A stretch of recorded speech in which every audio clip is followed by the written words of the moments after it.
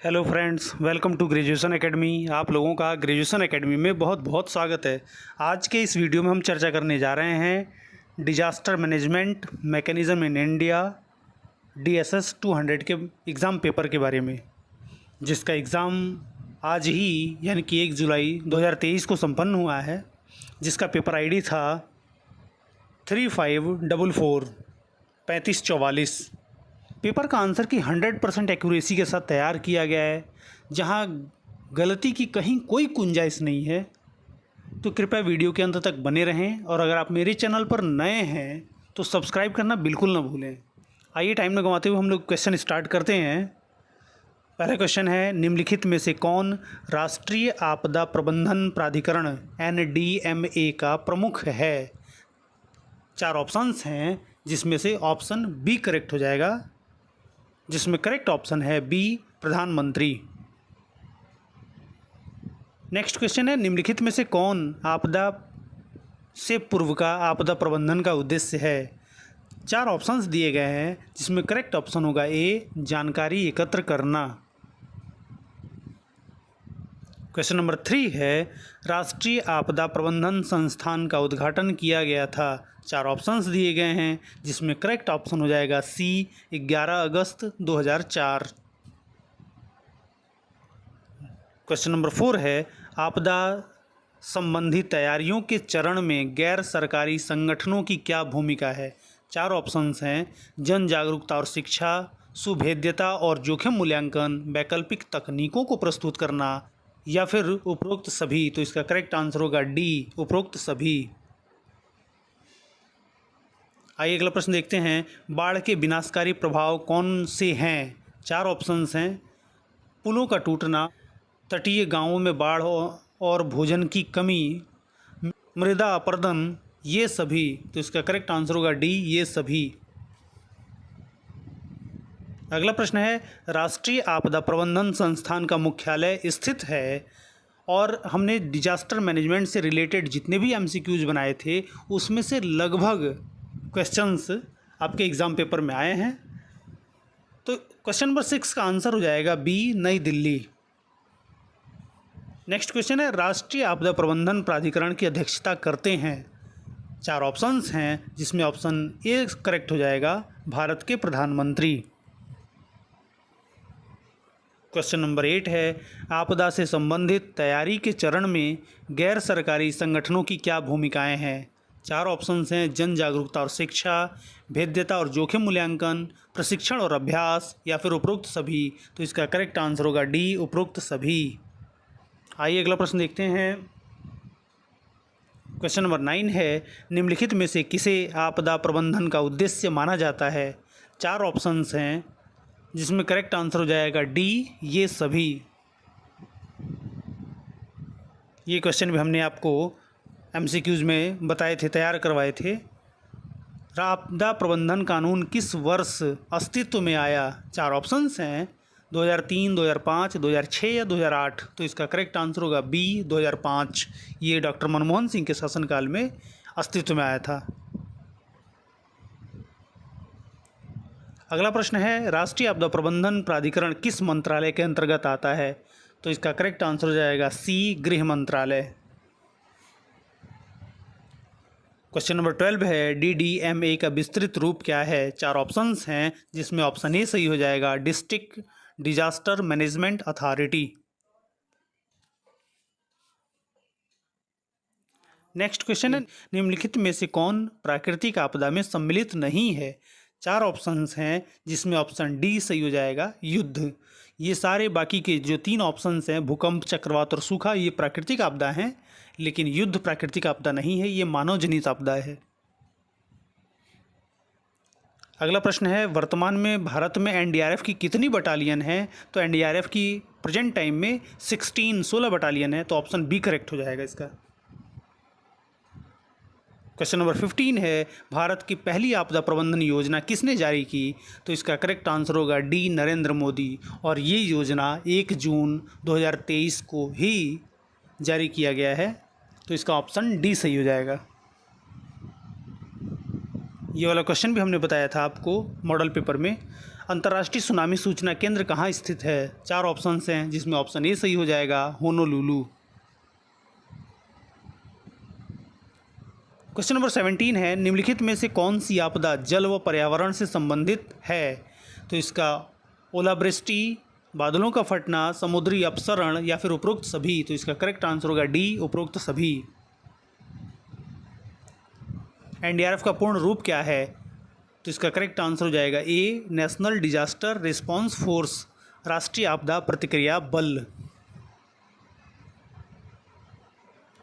अगला प्रश्न है, आपदा तैयारी में समुदाय भागीदारी तब करेगा जब वह आपदाओं के प्रति संवेदनशील हो, आपदा प्रभाव के प्रति जागरूक हो, आपदा खतरों से परिचित हो या फिर उपरोक्त सभी। तो इसका करेक्ट आंसर होगा डी, उपरोक्त सभी।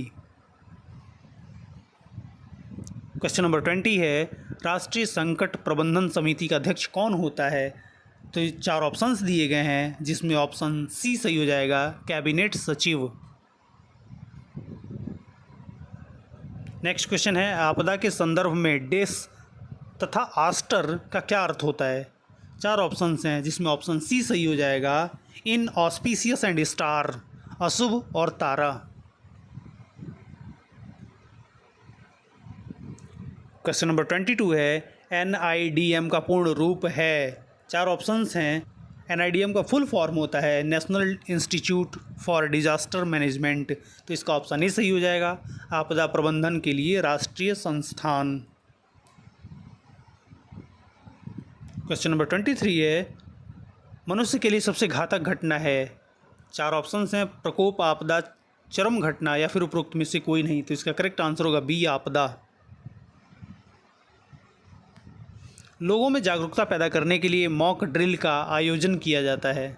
4 ऑप्शंस हैं, राज्य स्तर पर, जिला स्तर पर, ग्राम स्तर पर या फिर उपरोक्त सभी स्तरों पर। तो इसका करेक्ट आंसर होगा डी, उपरोक्त सभी स्तरों पर।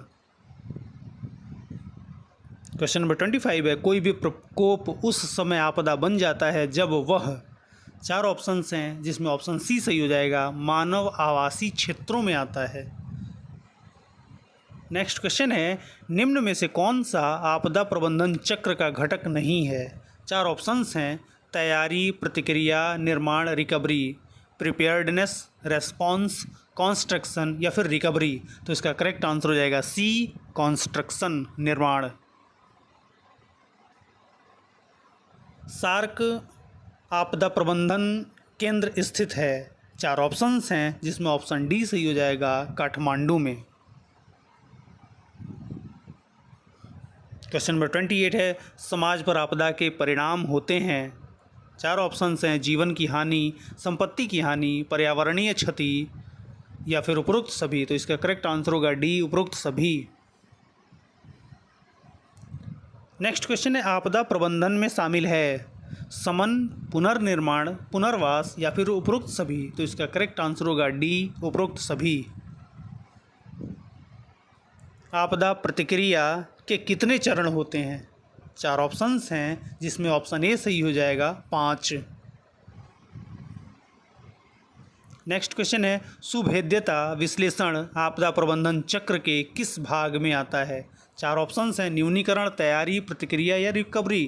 तो इसका करेक्ट आंसर होगा ए, न्यूनीकरण, मिटिगेशन। क्वेश्चन नंबर 32 है, किसी भी प्राकृतिक या मानव निर्मित आपदा के जोखिम के लिए उठाए जाने वाले आवश्यक कदम हैं?